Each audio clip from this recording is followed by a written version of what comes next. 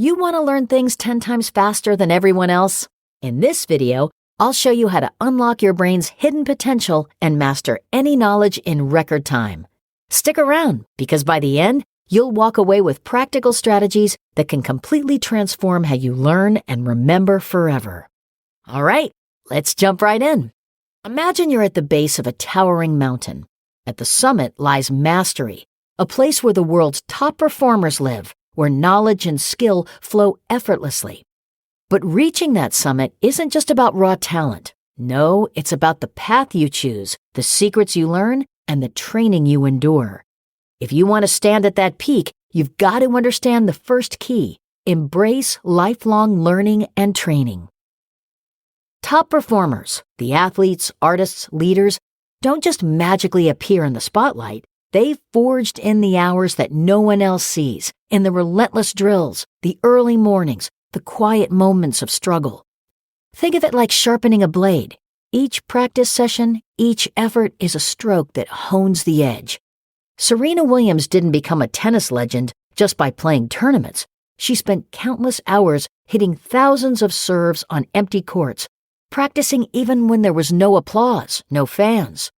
It's that devotion to training outside the competition that makes the difference. And it's the same for you. Don't just wait for moments that demand greatness. Prepare for them. Now, here's where it gets interesting. The road to mastery isn't a smooth, steady climb. No, it's filled with plateaus, those stretches where progress feels like it's frozen. But here's the thing about plateaus. They're not setbacks. They're necessary. They're like a hidden valley before the next rise, where your mind is quietly building new neural connections, strengthening its grip on what you've learned. Embrace those plateaus, love them, because it's in those quiet moments, when progress seems to pause, that the real magic is happening. Your brain is preparing for the next breakthrough, just like a plant beneath the soil, gathering strength before it shoots upward. If you give up at the plateau, you miss the harvest that's just beyond the horizon. Let's take this further. How do you make that harvest even richer, the learning even deeper? Use multi-sensory learning techniques. Picture this. You're not just reading a book on history. You're hearing the roar of the crowds in ancient Rome, feeling the rough stone of the Colosseum under your fingers, seeing the gladiators clash in vivid detail. When you engage multiple senses, you create stronger, more intricate pathways in your brain. It's like building a bridge with reinforced steel instead of wooden planks. You're not just learning, you're experiencing, and experiences stick. But there's a trick to it. When you're faced with dry, boring information, say memorizing complex terms, turn them into something wild. Imagine the terms coming alive, the letters jumping off the page and transforming into characters in a story. This is priming, preparing your mind for learning by creating associations that make the new information feel familiar. It's not just about hearing or reading, it's about making it personal. I remember when I was struggling to learn the basics of coding, the syntax felt like a foreign language.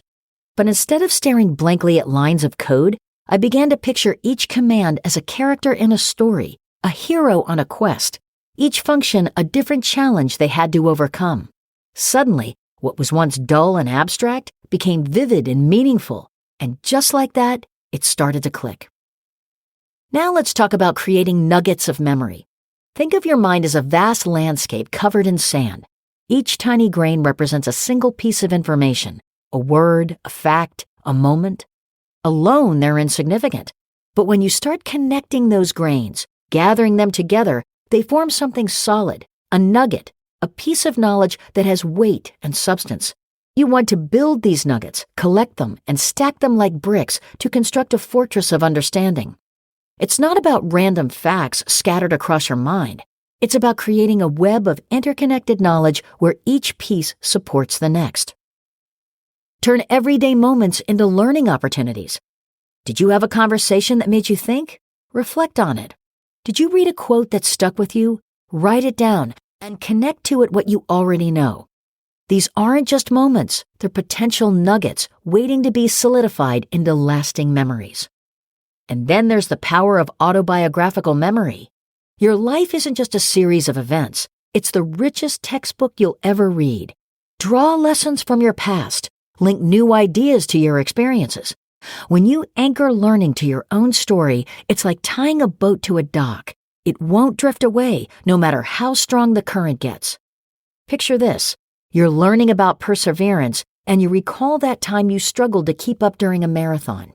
You hit a wall, your legs were screaming, but somehow you pushed through. When you tie a new concept, like perseverance, to that vivid memory, it becomes real, unshakable. But here's where most people stumble. They fall into the passive learning trap. They listen to lectures, take notes, and think that's enough. It isn't. Learning isn't a spectator sport. It's about getting your hands dirty. Push yourself out of your comfort zone. Face challenges that stretch your abilities. The more you engage actively with what you're learning, question it, debate it, even teach it to others, the stronger those neural pathways become. Teaching isn't just for others. It's one of the best ways to learn for yourself. And here's a trick you might not expect. Try fun, unconventional exercises. Pick up juggling, switch hands while writing, or even try learning a new dance. These activities, though seemingly unrelated to your primary goals, can enhance your motor skills, improve your focus, and develop the areas of your brain responsible for problem solving and coordination. It's like cross-training for your mind.